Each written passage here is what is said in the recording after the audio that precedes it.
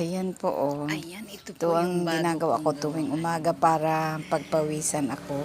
project. At Ayan, binago ko dahil yung sa mga sobrang halaman laging ulan ng ulan, at mabilis masyado tumubo na yung siyang mga damo. nagdadawag.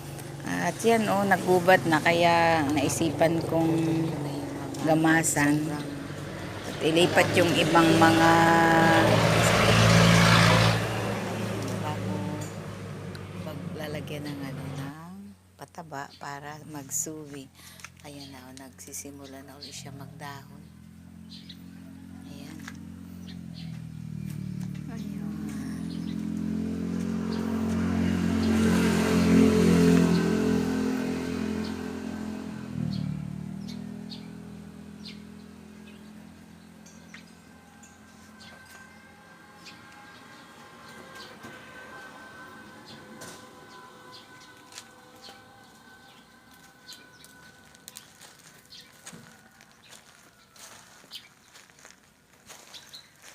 Ito ang ground orchids.